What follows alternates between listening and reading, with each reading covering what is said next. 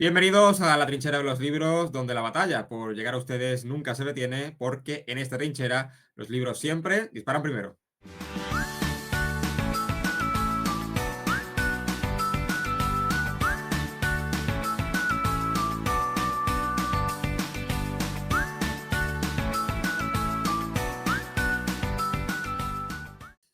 Pues hoy tenemos a una invitada que nació en Tours, en Francia, ya por el año 1959, pero que tiene más sangre malagueña que francesa. Ella es Gloria Montes, una escritora que se ha tirado 44 años trabajando en la alta dirección, ¿no? del Corte Inglés, donde ostentó, bueno, pues un puesto de dirección en la planta de señora y que, bueno, pues ha visto y escuchado un poquito de todo durante todos esos años. Tiene para escribir varios libros, que de hecho ya lo ha escrito, y todo eso, bueno, pues lo ha trasladado a la literatura, a otra de sus grandes pasiones, porque, bueno, pues tiene dos biologías, o sea, pero tiene una biología conformada por dos novelas. Nunca renuncies al amor, sería esa primera parte, y Nunca dudes del amor, que sería, bueno, pues la secuela que ha publicado hace muy poquito. Ambas están protagonizadas por mujeres luchadoras, una abogada, una cardióloga, una empresaria, bueno, que tuvieron que dejar de lado pues, sus aficiones para luchar, ¿no? Por dentro de un mundo dominado por hombres, ¿no? Por lo masculino. Y a una mujer luchadora y escritora tenemos hoy aquí en la trinchera de los libros, así que Gloria Monte, bienvenida. Hola, buenas tardes, encantada de estar aquí con vosotros. Bueno, pues antes de empezar con la entrevista, si te parece, Gloria, vamos a dejar a nuestros espectadores para que vayan salivando ya con esa primera obra tuya, Nunca renuncias al amor, así que lo dejamos con el tráiler y empezamos. Puedes tenerlo todo en la vida, pero que nunca te falten buenas amigas.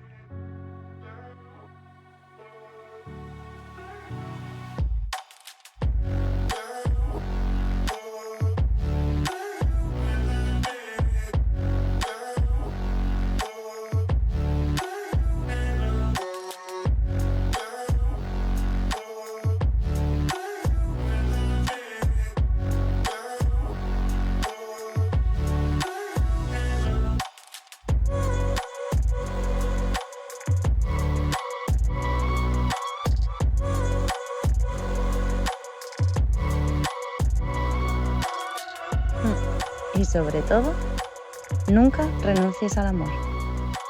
Escrito por Gloria Montes y publicado por Platero Cool Books.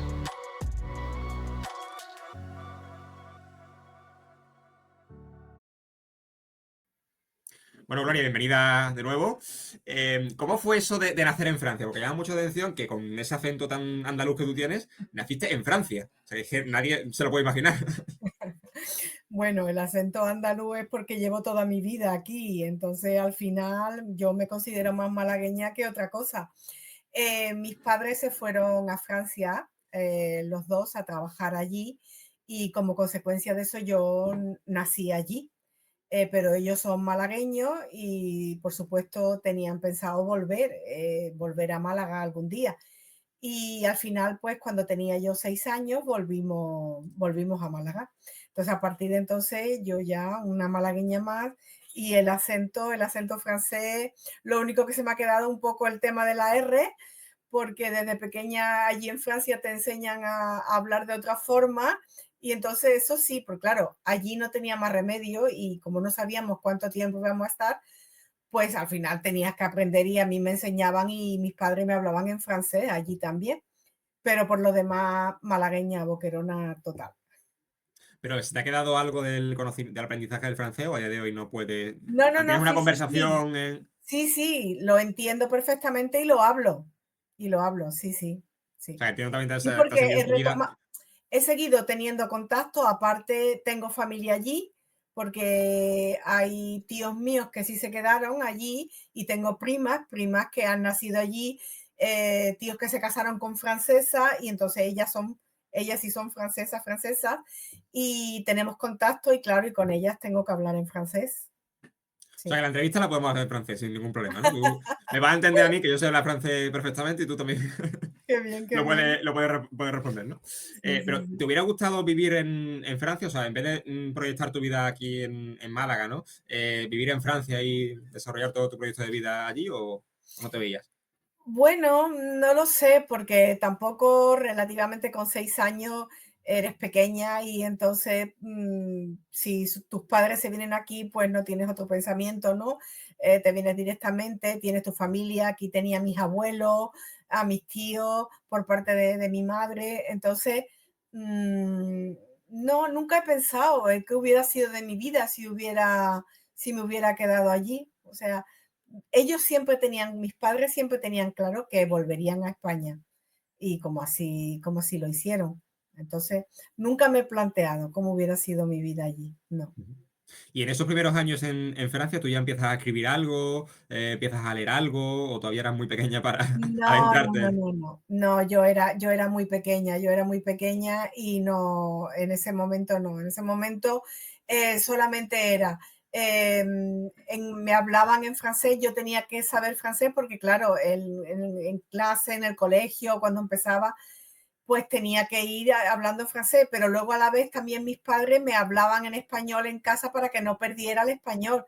Entonces tenía un cúmulo de dos idiomas ahí, algo complicado.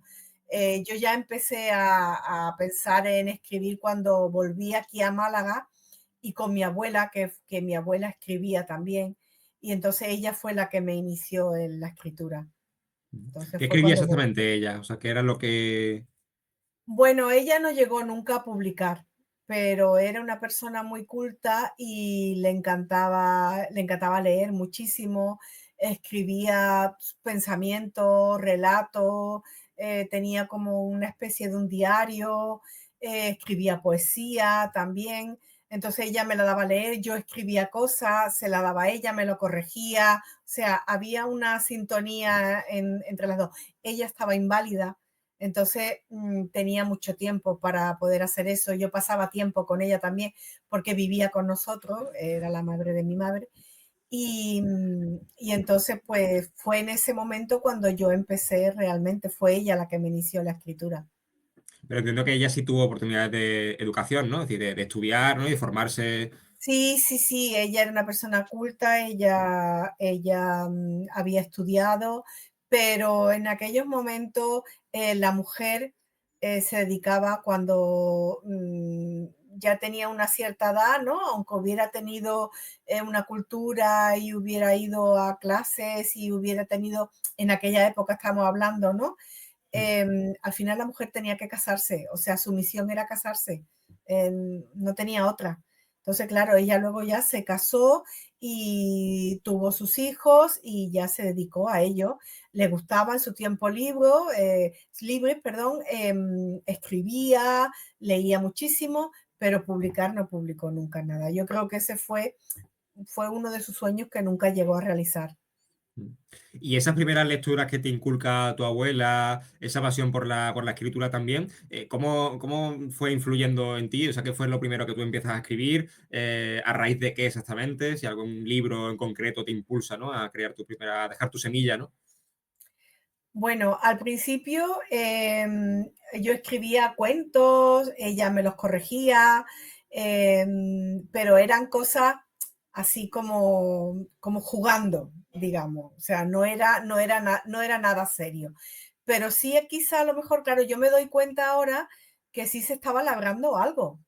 Y entonces ella influyó muchísimo en mí. Después yo ya fui adolescente, ya me fui a estudiar, empecé a trabajar. Entonces, claro, ya ese tiempo que pasamos, ya ella murió y ya eso se quedó un poco ahí olvidado. Luego, la lectura la retomé porque mi madre también le gusta leer y ella me regalaba libros y sobre todo un libro que me marcó, que digamos que yo siempre digo que ese es el libro el cual yo ya realmente decidí que nunca quería dejar de leer y fue La Casa de los Espíritus de Isabel Allende. Ese fue mi primer libro que me regaló mi madre. Yo lo leí ya como adolescente, ¿no? Como sabiendo qué estás haciendo. Y a partir de ahí ya siempre he tenido un libro en mi vida, siempre. Ha estado 44 años trabajando en el Corte Inglés, que se dice pronto, que son 44 años, Toda mi vida, y toda mi vida. toda tu vida realmente, ¿no?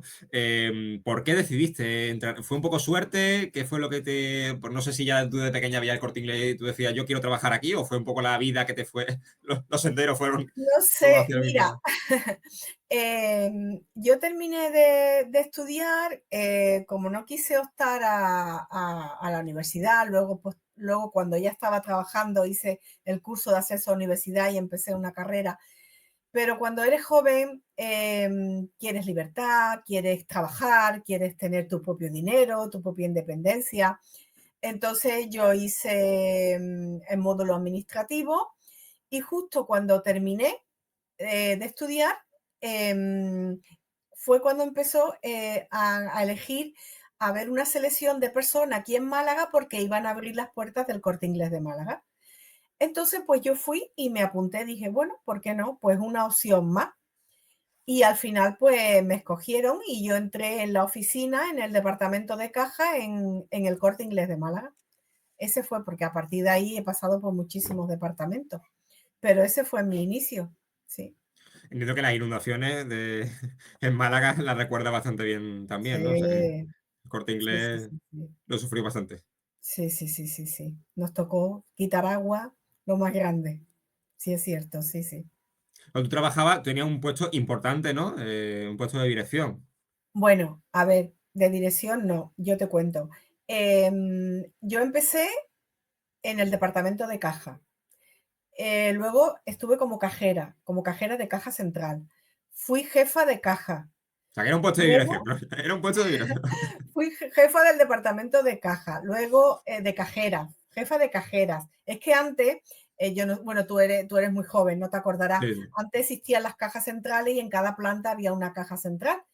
Bueno, pues todo el personal que había en cada planta, que al final eran pues como unas 200 cajeras, pues yo llevaba esas 200 cajeras, que estuvieran cada una en su sitio, horarios, turnos y demás. Luego, posteriormente, cuando se eliminó todo el tema de las cajas centrales, pues yo pasé a ser jefa de lencería. Me pasé a la tienda, a la venta, digamos así, dejé todo el tema administrativo y me pasé a la tienda. Entonces pasé a ser jefa de lencería. Y después de jefa de lencería pasé a ser gerenta de la planta de señoras, integrante de la mesa de dirección como gerenta que era. O sea, toda la semana nos reuníamos en la mesa de dirección pues para hablar de cada uno de su planta, problemas, cosas que se tenían que hacer, que se imponía. Entonces, pues así mis últimos años, pues eso, fui gerenta en la planta de señora. ¿Y era una jefa gruñona, Gloria, o era suave? ¿El qué? ¿Era gruñona o con las 200 cajeras? Bueno, te lo voy a decir. A mí, yo tenía un mote. Yo era la ¿Sí? señorita Rottermeier. Ah, sí. O sea que sí. Bueno, pues todavía, hoy en día, porque esta vocación mía de escritora, muy poca gente la conocía. O sea, yo allí evidentemente tenía que tener una imagen. Yo allí representaba una imagen y había con gente que a lo mejor me censuraba más, pero no me conocían. O sea, me conocían en lo que era en mi puesto de trabajo. Entonces, cuando ya posteriormente yo me he jubilado y hay gente que se ha enterado que he escrito y encima romántica, me dicen, Gloria, romántica, ¿tú?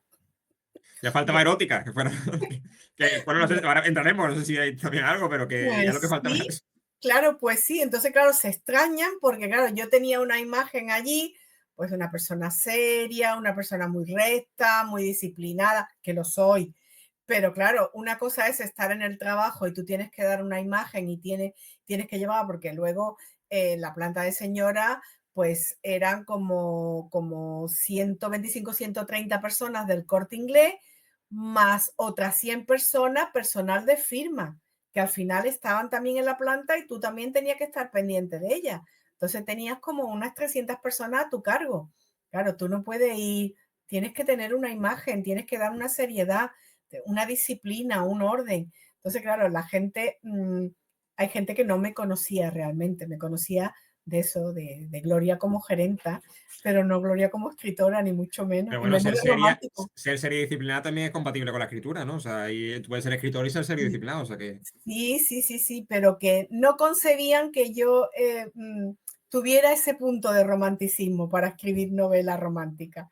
No lo concebían, no lo concebían. Y las principales anécdotas entiendo que ya no solamente esas 200 cajeras, ¿no? Todas las personas que tú tenías a tu cargo, sino también con clientes y clientes que supongo que habría de todo, más jóvenes, más mayores, ¿no?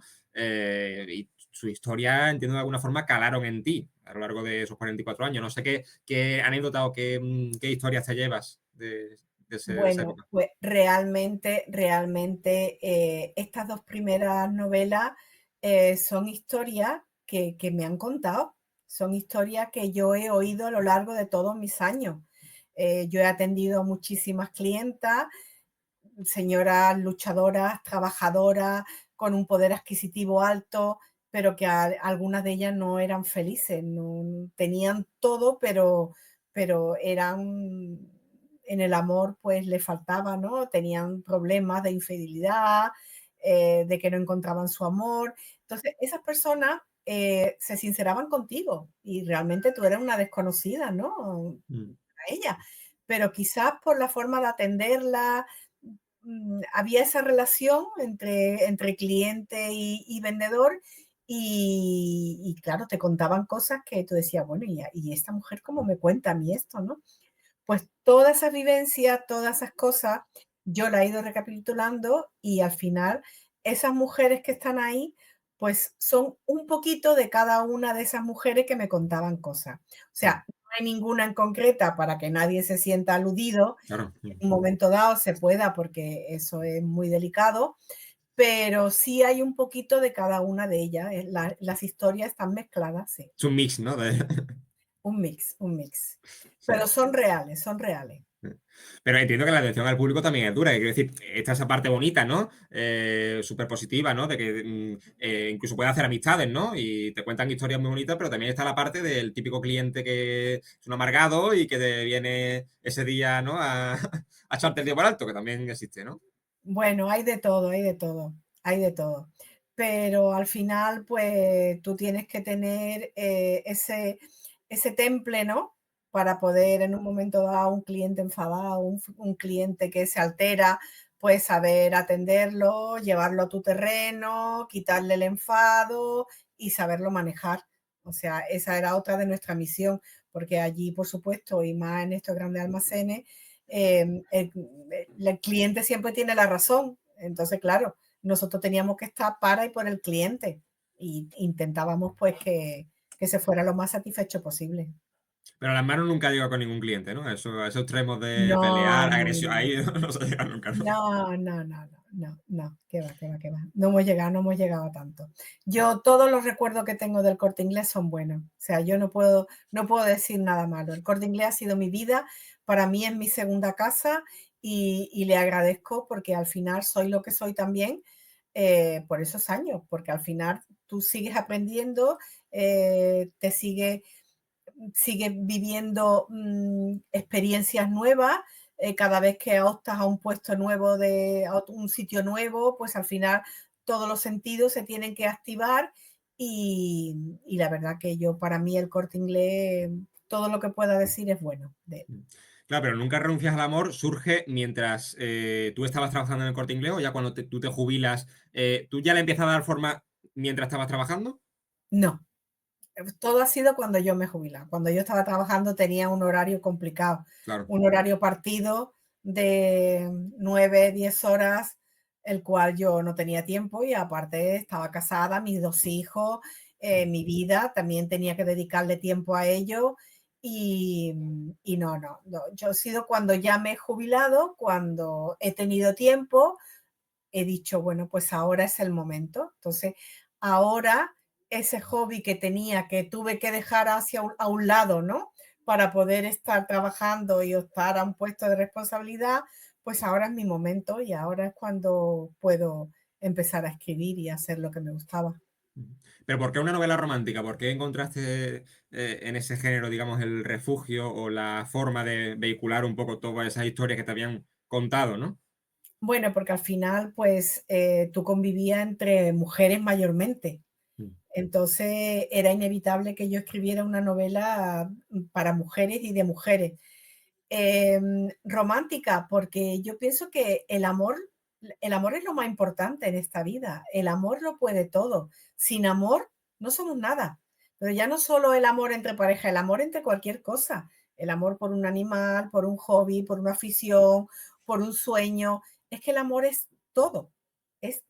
El mundo se mueve por amor. Si no amáramos, no deseáramos, no tuviéramos pasión, deseo, seríamos como animales. Para mí el amor lo es todo. Entonces Bueno, creo que sí. es de la mejor forma que reflejo lo que quiero escribir a través del amor. Hay quien dice que la salud es lo más importante, para ti sería el amor. O... Para mí sería, Porque es una disyuntiva también interesante. a ver, está claro que todos aspiramos a tener salud, ¿no? Y siempre se dice, bueno, la salud, damos por hecho de que estamos de que tenemos salud, y lo segundo más importante, digamos, que es el amor. Es lo que mueve todo. Es lo que te hace levantarte cada día y tener ganas de hacer algo o de ver a alguien o de ponerte en marcha en tu nuevo proyecto o no sé, pero al final ya te digo, no se trata solo de amor entre parejas, sino amor por cualquier cosa. Es que el amor está por todos lados. Sí, el amor materno, ¿no? El amor entre Todo, hermanos, entre... todo, todo. ¿Podríamos decir que estamos ante una obra feminista o no lo calificarías así? A ver, es un poco reivindicativa en el tema de la mujer, del papel de la mujer que juega en su trabajo, ¿no? Y que sabemos que siempre una mujer tiene que demostrar dos veces ante un hombre un puesto igual que un hombre, pues si se lo tienen que dar a uno a otro, una mujer siempre tiene que demostrar dos veces que vale. Siempre ha sido así, cada vez menos, afortunadamente, pero siempre ha sido así. Entonces, yo creo que estas novelas son un canto a la mujer, a esa mujer luchadora y trabajadora que ha tenido que dejar a un lado cosas para poder esforzarse más que ese hombre que se presentaba a ese mismo puesto. Tenía que esforzarse más, tenía que convencer, o sea, tenías que convencer de que tú valías y que valías igual que este otro señor que tenías al lado. Y tenías que dejar, pues eso, a un lado parte de tu familia, hobby, aficiones. Una cosa muy sencilla, yo cuando me jubilé hice una lista de todo lo que no había hecho, que no había tenido tiempo en mi vida de hacer. Entre una de ellas era llevar a mis hijos a ver la cabalgata de Reyes. Nunca llevé a mis hijos a ver la cabalgata de Reyes. Entonces, cuando yo me jubilé, le dije a los niños, le enseñé la lista, mamá, ¿qué nos va a llevar la cabalgata? Digo, sí, sí, vamos a ir a la cabalgata juntos, porque jamás lo he hecho. Lo llevaba mi marido, lo llevaba mi madre. Entonces, son cosas que me he perdido. Y como yo, hay muchísimas mujeres que se han perdido muchas cosas porque, bueno, en esta vida tú hay que trabajar, evidentemente, pero si tú quieres optar a tener una posición o tener un puesto de responsabilidad, o por qué no, ¿no? Esforzarte en tu trabajo y en llegar a lo máximo, pues al final tienes que dejar cosas a un lado, es evidente. Podríamos decir que la obra es un espejo de ti, o sea, un espejo de ti misma, porque al final lo que tú me comentas es que se identifica, es una identificación contigo misma. Quiero decir, tú has tenido que luchar para estar ahí, igual que las protagonistas de la obra, ¿no? Hombre, en parte, por supuesto, hay algo de mí, claro que sí, porque yo también he sido una de ellas y como yo hay muchísimas mujeres y afortunadamente ya hay muchísimas, bueno, muchísimas mujeres jefas y de hecho ahora en el Corte Inglés de Málaga tenemos una directora, por fin, que no hay tantas, porque el Corte Inglés hay muchísimos centros, pero prevalece el hombre sobre la mujer. Pero aquí en Málaga ya tenemos una directora. Para mí eso es un orgullo, un orgullo. Y esas reivindicaciones o quizás esos micromachismos, ¿no? Que solemos cometer en el día a día, que todavía se cometen, ¿no? Imagino que cuando tú trabajabas allí, más todavía, ¿no? Pero eso te lo decían las propias clientas, es decir, era algo que también entraba dentro de esas conversaciones que mantenían contigo. Oye, pues mi marido me ha dicho esto, o mi marido me ha dicho esto que no me ha gustado, que me parece un poco machista, o ese tipo de comentarios, ¿no? Claro, claro, era así, era así. Y a lo mejor, a un cierto nivel, pues era una mujer que tenía estudio, una mujer que tenía carrera y que se había casado con su marido y el marido no quería que trabajara y no trabajaba. Entonces, sí, tenía una buena posición, tenía dinero para gastarse, para comprarse todo lo que quería, pero no había llegado a realizarse como mujer o como mujer trabajadora. Entonces, eso también, había gente que se conformaba, ¿no? Pero hay otras que decían, yo es que tengo mi carrera y nunca he podido ejercer porque mi marido no quiere. Nos casamos y dijimos, no, no, tú ya no trabajas. Eso antiguamente era así. Y claro, había gente pues que ya te digo, no era feliz teniendo de todo, no era feliz porque le faltaban cosas, le faltaban Del cosas. amor. Entonces, he escuchado tantísimas historias que era un poco, bueno, a lo mejor feminista, feminismo, porque tampoco me gusta la palabra feminismo, ¿no? Yo mm, sí me gusta luchar por la mujer, pero no en plan duro, reivindicativo, ¿no? A mí me encantan los hombres y yo, por supuesto, quiero igualdad tanto para hombres como para mujeres. No soy de la, no me considero feminista al 100%, ¿no? En plan reivindicativa más. Mm. Pero sí un canto a esa mujer luchadora, trabajadora, que tiene que demostrar, pues sí, sí. Y estos libros es parte de ello. Entiendo que cuando vas a publicar esa primera obra te encuentras en un limbo de no saber cómo publicarla, ¿no? Porque tú estabas tan metida en tu trabajo que del mundo editorial entiendo que ni idea, ¿no? O sea, Nada, nada, yo no tenía ni idea. A ver, yo empecé a escribir, porque yo tenía muy claro que quería escribir. Entonces, yo me jubilé y empecé a escribir, a escribir. Claro, cuando yo llevaba casi la mitad de la novela escrita, me paré y dije, bueno, Gloria, a ver, si tú quieres hacer algo con esto, tienes que prepararte. Entonces, paré de escribir y empecé a prepararme, me apunté a talleres literarios y a estar un poco más metida, que me explicaran cómo iba el tema del mundo editorial, que también es muy duro, porque al final no es solo escribir, escribe y ahora luego tú tienes que presentar una novela y que una editorial te coja, el cómo presentar la novela a una editorial o pensar en autopublicarte, en fin, ya tenías que tomar esa decisión. Entonces yo me preparé en el taller literario, se llama Mapea, de Roger Domingo, que es uno de los editores del grupo, tiene varios sellos del grupo Planeta. Entonces me pareció un día viendo por Instagram, salió, tenía unas clases gratuitas que daba primero, salió, la vi, me convenció y dije, bueno, por lo menos para empezar, para enterarme bien qué es lo que hay detrás del mundo editorial. Porque claro, yo no sabía absolutamente nada. Entonces, a partir de ahí, yo empecé a construir ya, a saber qué tenía que hacer, cómo prepararme para poder seguir escribiendo si realmente yo quería que eso lo leyera alguien, claro. y llegas a publicar con una editorial, o sea, no te metes en Amazon, llegas a publicar con una editorial y, No, ¿no? o sea, yo me preparé, con este curso nos enseñaban cómo presentar, porque claro, a las editoriales le llegan cada día miles de manuscritos. Entonces no tienen tiempo de leer. O sea, ellos mismos reconocen que se pierden manuscritos buenísimos y de gente muy buena. Entonces hay que tener una fórmula y hay que saber cómo presentar, cómo llegar a una editorial, cómo mandar ante un briefing literario, que es como un resumen de la novela, para que ese editor en un folio lea parte de tu novela y se pare para poder continuar y coger tu manuscrito. Un Si currículum, vaya. tú, claro, si tú no eres capaz de convencerlo en ese momento, primero una carta de presentación, o sea, hablando un poco de ti y de qué va la novela y de qué género.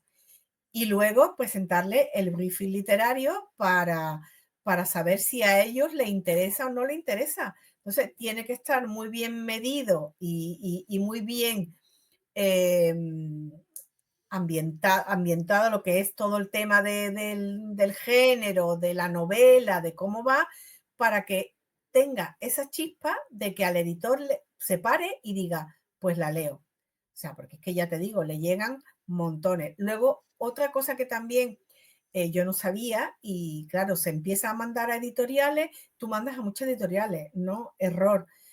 Tú tienes que realmente estudiar todas las editoriales que hay y mandarlas a las que son de tu género, porque a lo mejor pierdes tiempo en mandar a muchas editoriales y a lo mejor hay editoriales que concretamente solamente llevan un tipo de género. Entonces, claro, pues se pierde, o sea, tu manuscrito se pierde. Entonces tienes que estudiarla primero muy bien y saber a dónde la vas a enviar, si encaja con lo que tú has escrito.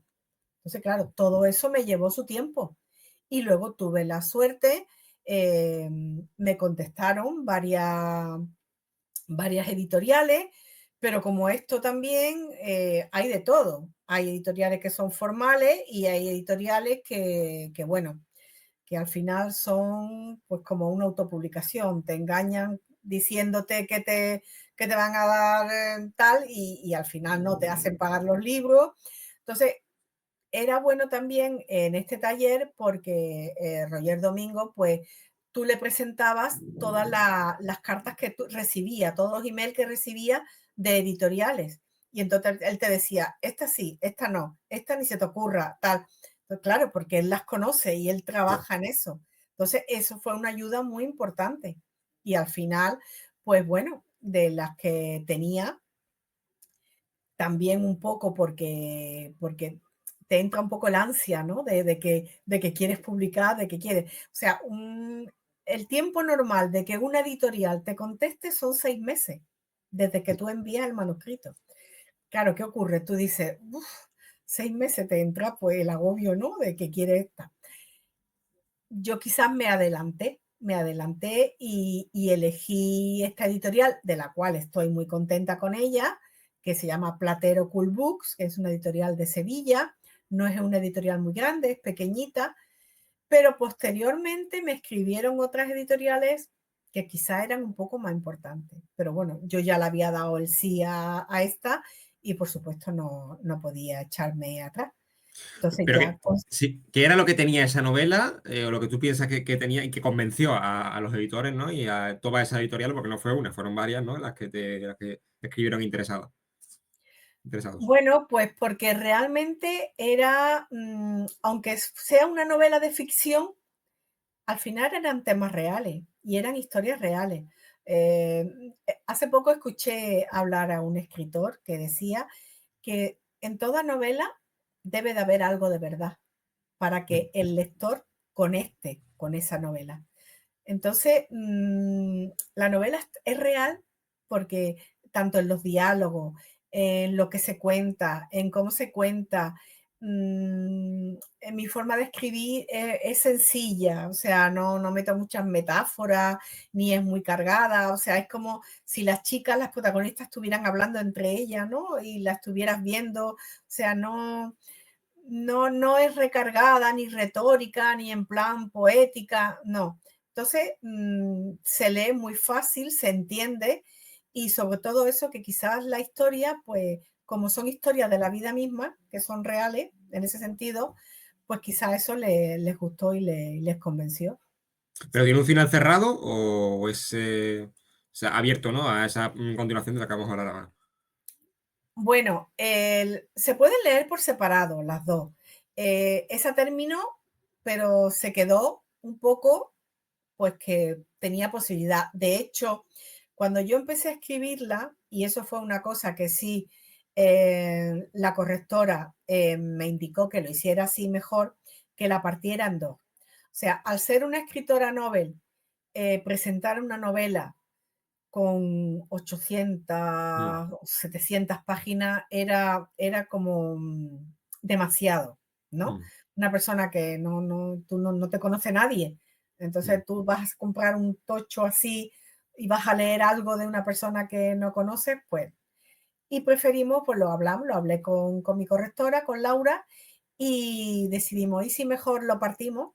Entonces, aunque las historias, los libros se pueden leer por separado, en la primera se profundiza más en la historia de tres de las personas, de 3 de las chicas, y en la segunda en las otras 3. Vale, vamos a dejar con el Sebus trailer, ¿no? De Nunca dudes del amor, y ahora ya profundizamos en esa segunda parte. Muy bien. 3 mujeres. 3 destinos. Y una pregunta que lo cambia todo. Clara huye de un amor roto y encuentra a otro que podría salvarla. O destruirla. Elena se sumerge en la cultura maya y en un misterio que late bajo su piel. Sofía renace tras el divorcio. Pero el deseo no entiende de reglas. Cuando lo has tenido todo, ¿te atreves a apostar de nuevo por el amor? Atrévete a sentir. Nunca dudes del amor. Una novela de Gloria Montes. Volver a amar.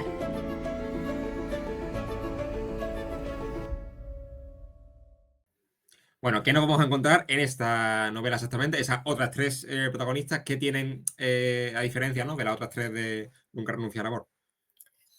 Bueno, estas salen, por supuesto, algo de sus vidas. La primera novela, en Nunca renuncies al amor. Y en esta segunda parte, pues quizá un poco, igual que antes querían luchar, ¿no? Por resurgir, por buscar el amor, porque lo habían tenido que dejar todo para llegar a lo máximo en sus trabajos. Aquí lo han logrado, pero después de tantos años, pues claro, ¿qué ocurre? También cuando se llega ya a una cierta edad y estás tanto tiempo centrado en una cosa, ¿no? Y dejas cosas de lado, pues también te vuelves más exquisito y quizás más exigente. Quizás más exigente, ya no te vale cualquiera. A ver, cuando se es joven, en la juventud, esa pasión, pues todo vale. Pero cuando tú ya eres una mujer, las protagonistas son mujeres de 40 años, son mujeres hechas y derechas ya que saben lo que quieren, Pues entonces han tenido problemas y se tienen que reinventar de nuevo. Y entonces cada una de estas 3 chicas, pues al final salen de su zona de confort y son capaces otra vez de reinventarse. En este caso, Clara, que es médico, para olvidar un amor un poco frustrado, pues se va a Tanzania con Médicos Sin Fronteras. Entonces ahí va a vivir una serie de experiencias pues tremendas. Elena, que es historiadora, pues le ocurre lo mismo, empieza con un amor, al final no le sale bien, pues huye también. Huye y se reinventa, y además Elena era una persona que nunca había salido de Málaga, muy acomodada, muy tranquila, pues se va a México, se va a Ribera Maya a descubrir la historia maya, y al final pues le pasan allí pues cantidad de cosas, tremendo. Y la tercera, Sofía, que es empresaria, por fin se divorcia de su marido, que era súper tóxico, se libera de él y emprende de nuevo, pues abre una tienda en Marbella y se mete un poco en ese mundo de Marbella, ese mundo que sabemos, ¿no? Que conocemos que hay de Marbella, ese mundo que hay de Marbella. Pues igual, tiene cantidad de experiencia y cantidad de cosas le pasan a las 3. ¿Pero son historias paralelas o son independientes y luego se cruzan? ¿Cuál es la conexión que hay entre...? Se van cruzando porque ella, y en esta segunda salen también las otras 3. Ellas son 6 amigas, muy amigas, aunque son muy, muy diferentes, porque tienen, primero que su carácter, todas son diferentes, y luego sus profesiones, pero son muy amigas entre ellas, entonces se ayudan.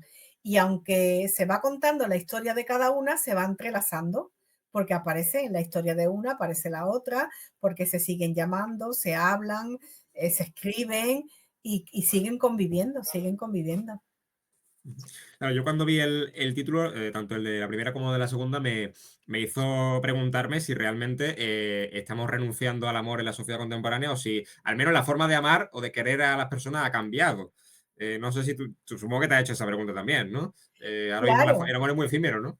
Claro, es que al final nunca renuncie es porque tú crees que a lo mejor no vas a encontrar el amor de tu vida o a lo mejor la persona no ha llegado, la persona adecuada para ti y piensas que ya no, nunca va a volver a pasar. Y yo creo que no, siempre hay una oportunidad, no importa la edad, no importa el momento, no importa de la clase social que sea, yo creo que siempre, siempre, siempre hay un amor y hay un amor ahí que llegará en tu momento, llegará el tuyo, por supuesto. Sí, sí. Nunca hay que renunciar a nada. Sí, pero el amor ya no es como antes, ¿no? Siempre se compara, ¿no? Antes a lo mejor las personas mayores llegaban a 50, 60 años juntos y ahora ya esto es casi...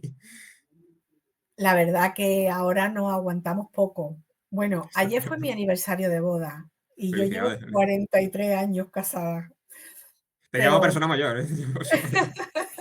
no me importa. A ver, que soy mayor ya, que tengo 66 años, ya soy una persona mayor. Pero, a ver, es muy diferente, es muy diferente. Tú eres muy joven todavía, pero quizá tú ahora mismo, la forma de ver el amor, como la veías hace unos años, ahora la ves diferente también. O sea, es que yo creo que todo se va evolucionando según vas cumpliendo años. Entonces, cada momento de tu vida es de una forma diferente y como tal lo tienes que aceptar, pero por eso no quiere decir que no vaya a existir el amor y que no lo vaya a tener, ¿por qué no? Una persona se puede enamorar, el amor de juventud, ese de los 15, 16 años, tu primer amor, puedes tener un amor a los veintitantos, de otra forma, a los 30, a los 40. Sí. Yo creo que cada momento tiene un amor diferente, O no pero tenerlo siempre también. hay. Pero eso ya es ¿Eh? más complicado. O no tenerlo directamente, pero eso ya es más complicado. Bueno, pero porque a lo mejor tú decidas o porque no ha llegado tu momento o porque no has encontrado a la persona idónea, pero con eso no quiere decir que no la encuentre, aunque sea cuando pase más tiempo. Siempre, siempre hay alguien. Me llama la atención que has estado en 40, más de 40 países. O sea, que yo te quería preguntar cuál es ya a nivel personal, cuál es el secreto para viajar tanto. O sea, yo no sé si el tema económico entiendo que es importante, ¿no? Pero ¿cuál es el secreto para viajar tanto? Porque hoy en día es como que, además muchas veces las redes sociales, ¿no? Como que hay que estar viajando constantemente, ¿no? Para aparentar, para, no sé, ya en el No, currículum está bien, ¿no? Que hayas viajado más de 40 países. no, no se trata de aparentar. Quizá, a ver, para nosotros, para mi marido y para mí, era un poco desconectar. Era desconectar. O sea, nos veíamos muy poco, o sea, trabajábamos muchísimo los dos, nos veíamos poquísimo. Al principio empezamos a viajar con los niños, con ellos, entonces era una forma de salir del entorno, ¿no? Que teníamos de trabajo, irnos fuera, conocer otros países, otras ciudades, otras culturas.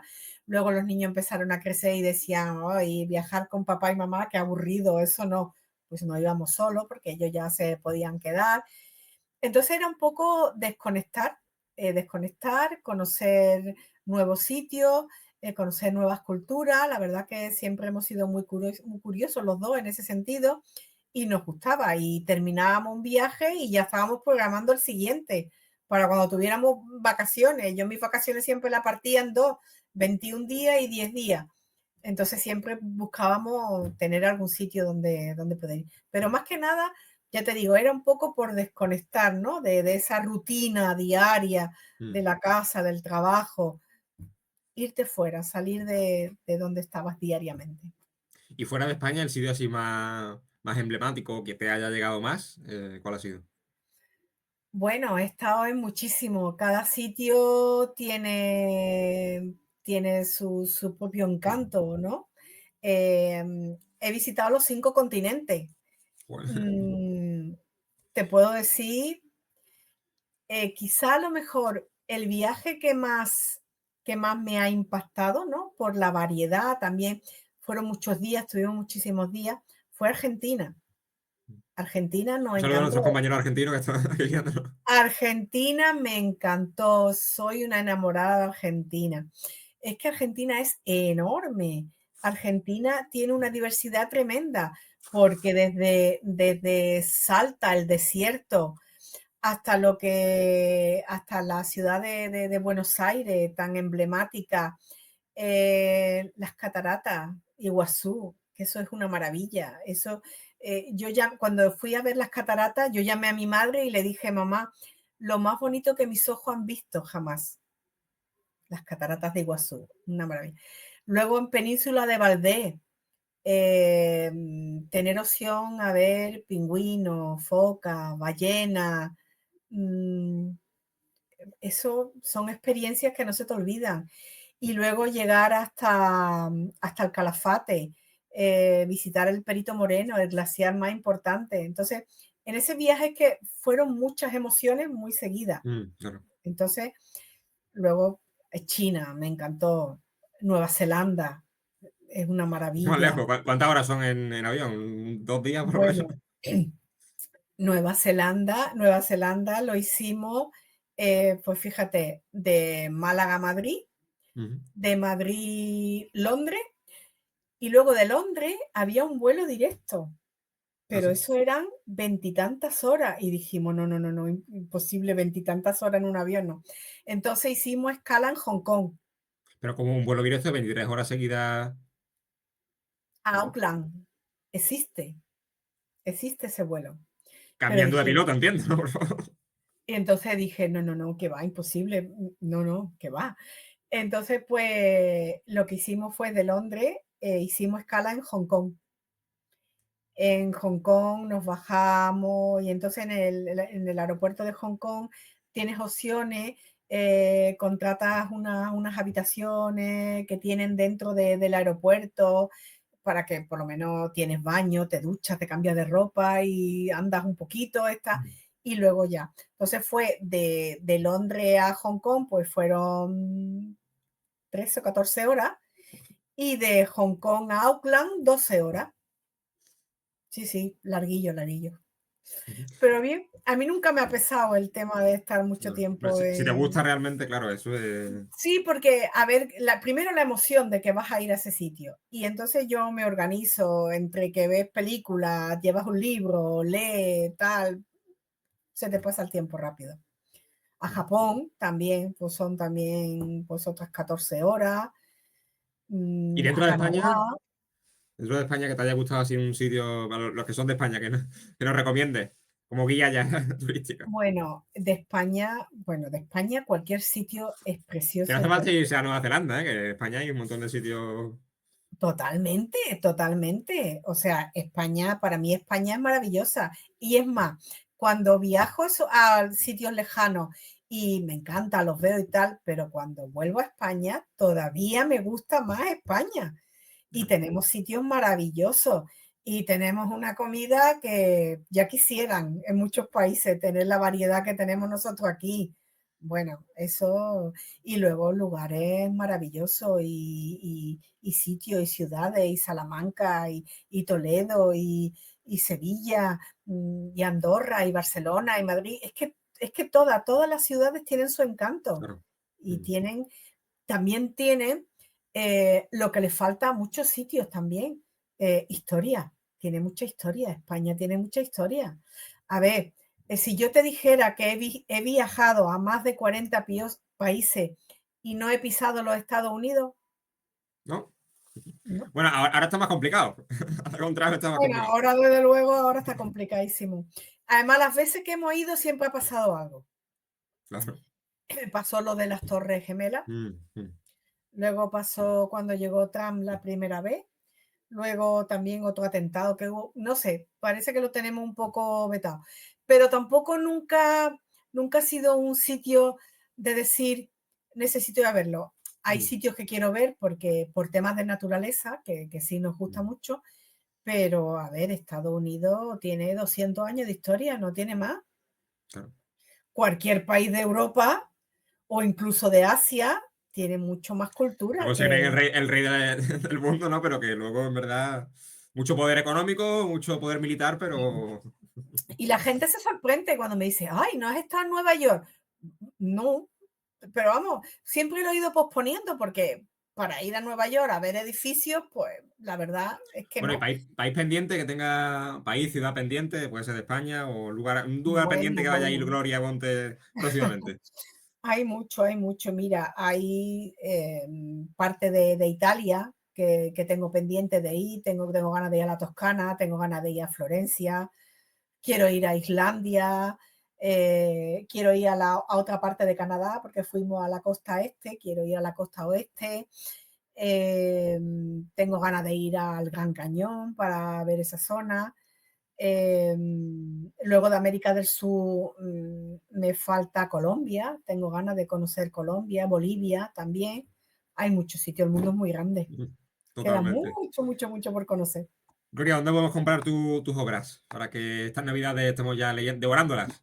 Los dos. Bueno, pues mira, en cualquier librería, podéis encontrarla en cualquier librería, en Casa del Libro, en el Corte Inglés, en cualquier librería de importante. A lo mejor algunas no la tienen físicamente, pero te la piden y en un par de días.